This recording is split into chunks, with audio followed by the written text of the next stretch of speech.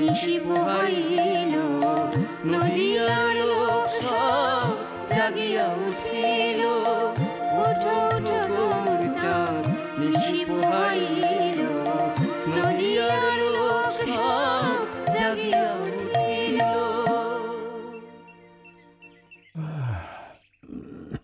জয় রাধে।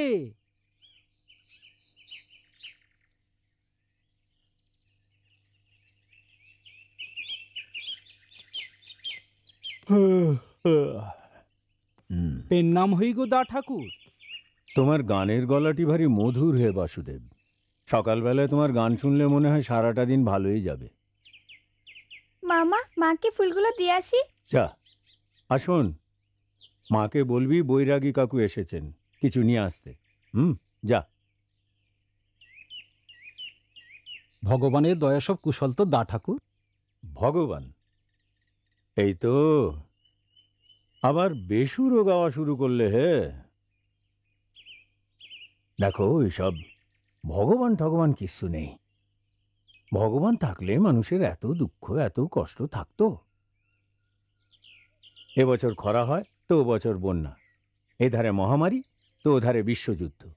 কোথায় তোমার ভগবান? হ্যাঁ,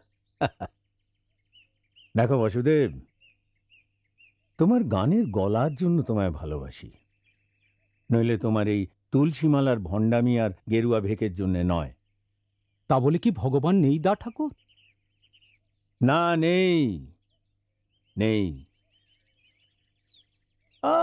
থাকলেও তোমার আমার মতন সাধারণ মানুষের কথা ভাবার সময় তার নেই। বড় বড় লোকের বড় বড় সব সমস্যা আছে, উনি সেই নিয়েই ব্যস্ত আছেন। এ আপনার অভিমানের কথা দা ঠাকুর। দুঃখ আছে, আছে হাসি, সুখে আছে শ্যামের বাঁশি, দুঃখের মাঝে আছে ওরে কাশী বৃন্দাবন। ভগবান না থাকলে এই জগৎ চলছে কি করে? কি করে চন্দ্র সূর্য উঠছে, ফুল ফুটছে, ফুল ফুটছে? কই গো বৈরাগী ঠাকুর, এসো এসো এসো, তোমার ঝোলাটা দাও। বুঝলি মিনি, তোর বৈরাগী কাকু বলছে ফুল নাকি ভগবানে ফোটায়। হোয়াট আ ফুল! আচ্ছা, তোকে তো আমি বটানি বায়োলজি সব পড়িয়েছি, তুই বরং বৈরাগী কাকুকে বলে দে ফুল কি করে ফোটে। বুঝলে হে, রোজ সকালবেলায় এসে আমার ভাগ্নির কাছে একটু পড়াশুনো করে যেও, তাহলে জানতে পারবে ফুল কি করে ফোটে। ফুল নাকি ভগবানে ফোটায়। মামা, ভগবান কি মালি নাকি? আচ্ছা দাদা, তুমি ওই বৈরাগী মানুষের পেছনেও লাগবে? আর তাছাড়া ঠাকুর দেবতা নিয়ে ঠাট্টা তামাশা মোটেই ভালো না। আরে মেয়েটাও হয়েছে তেমনি, না আমার পণ্ডিত চেলা। ফুল নাকি ভগবানে ফোটায়।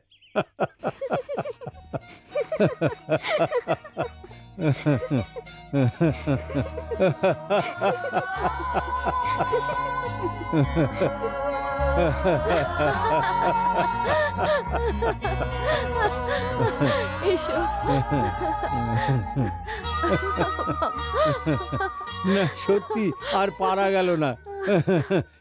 তোর মা বলে কি রে? আচ্ছা দাদা, এতে তো হাসির কি হলো শুনি?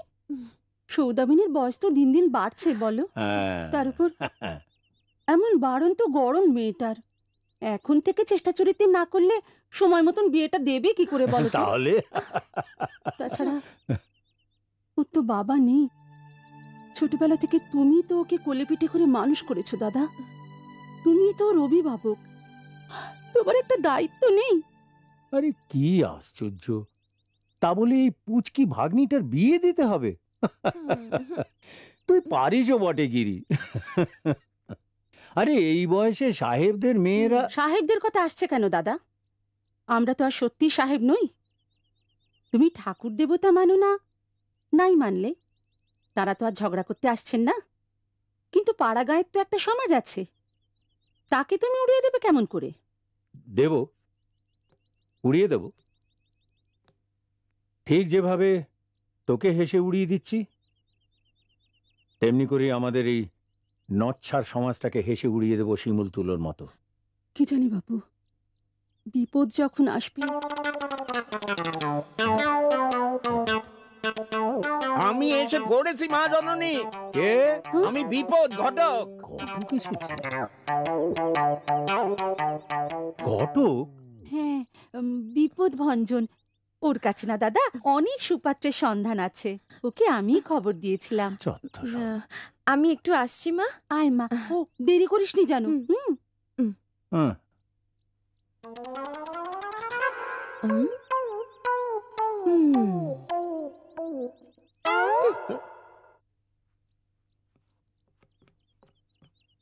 এসো এসো এসো, বসো বসো। বসো বসো। হ্যাঁ, বলো কোন রাজপুত্রের সন্ধান তুমি নিয়ে এলে মনোরঞ্জন? আগে আমি বিপদ ভয় ভয়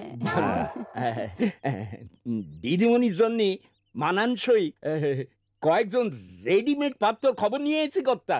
যেমন? যেমন আপনার বলতেছি কর্তা।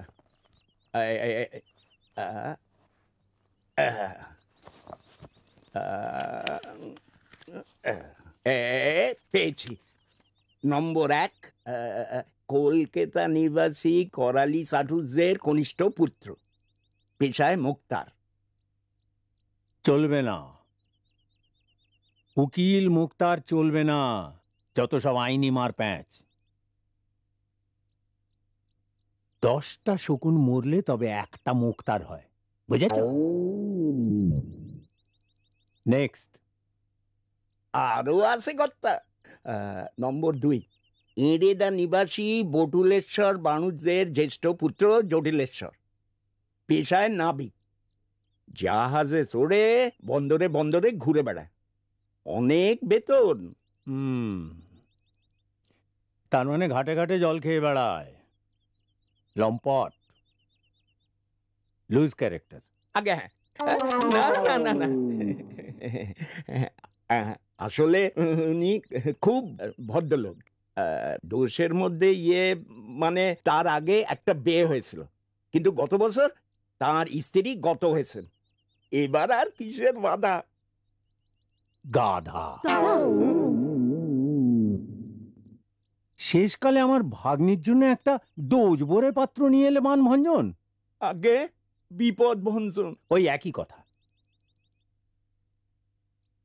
শোনো, এসব চলবে না।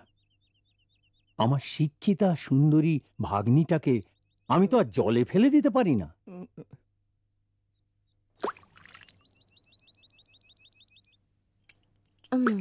না ভাই, এ গায়ে কেন? সারা বাংলাদেশ খুঁজলেও তোর মনের মতো পাত্র পাওয়া মুশকিল আছে।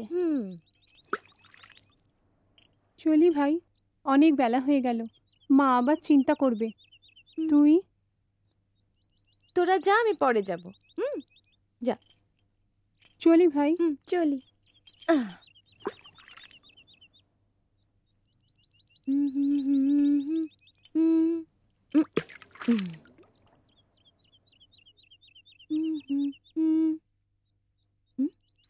কিন্তু আপনি, আপনাকে তো আমাকে চিনতে পারলে না?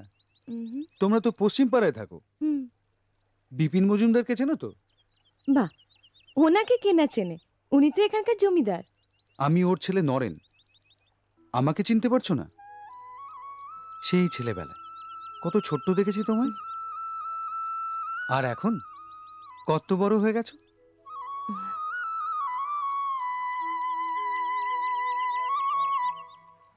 দিবানাথ বাবু, তোমার মা সবাই ভালো আছেন তো? তোমার মামাকে বলো নরেন এসছে কলকাতা থেকে, আজ সন্ধ্যায় তোমাদের বাড়ি যাব, কেমন? ও বলো নরেন, বলো। আরে তুমিও তো আমারই ছাত্র ছিলে, কিন্তু এই পাড়া গাঁয়ে বসে আমার এই ভাগ্নিটিকে আমি কিরকম তৈরি করেছি সেটা বলো। কি বলবো কাকাবাবু, আমি তো যত দেখছি একেবারে মুগ্ধ হয়ে যাচ্ছি। এই বয়সে এত লজিকের জ্ঞান, এত বুদ্ধি, সত্যি এটা কিন্তু একটা ফেনোমেনন। কলকাতার অনেক আচ্ছা আচ্ছা মাস্টার ডিগ্রিধারী আপনার ভাগ্নির কাছে সব বিষয় হার মেনে নেবে।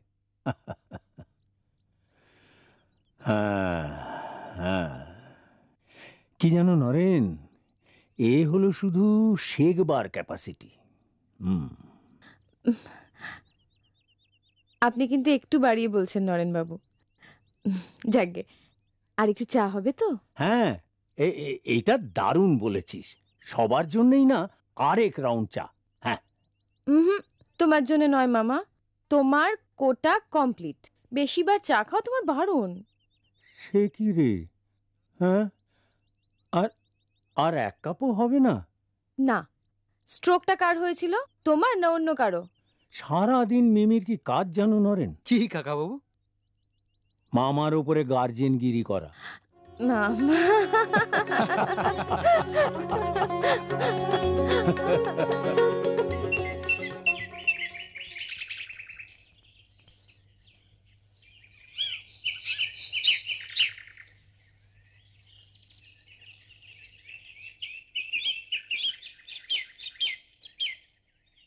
ও শুধু কোথায় যাচ্ছিস? বৃষ্টি আসছে যে। বৃষ্টি এখন আসবে না মা। মা, আমি এক ছুটে নালাটা পেরিয়ে মজুমদারদের বাগান থেকে কটা ফুল কুড়িয়ে আনি। আমার কথা শোন শুধু, বৃষ্টি এলো বলে দেখ, অবেলায় বৃষ্টিতে ভিজলে তোর যে অসুখ করবে মা। লক্ষ্মীটি মা, কিচ্ছু হবে না। মা, তুমি তো জানো ভোরবেলা ফুল তোলা আমার ছোটবেলার অভ্যেস। আমি যাবো আর আসবো। যাই। যা পাগলি।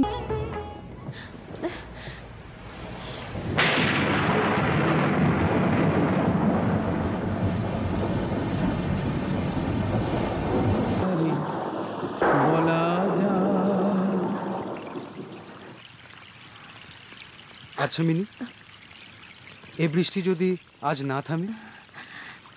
ভিজে ভিজে বাড়ি চলে যাব। আর যদি যেতে না দিই? যদি আমাদের সাতমহলা বাড়িতে তোমাকে চিরদিনের মতো বন্দি করে রাখি? মা চিন্তা করবেন যে।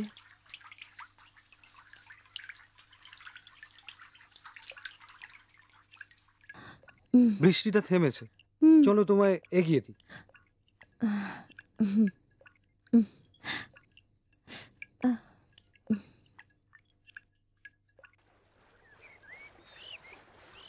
এই মা, আসার সময় তো এত জল ছিল না।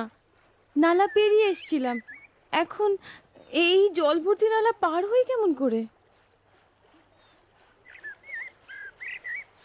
আরে ওই তো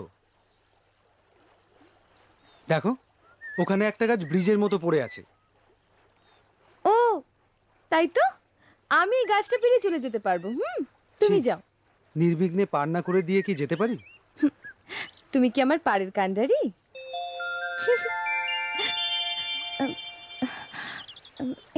কি ভয় করছে?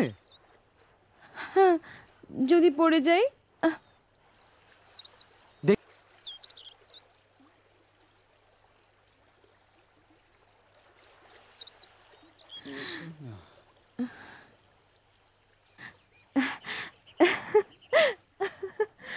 উত্তরপাড়ার জঙ্গলে বিকেলে অপেক্ষা করব। ঠিক আছে, মনে থাকে যেন।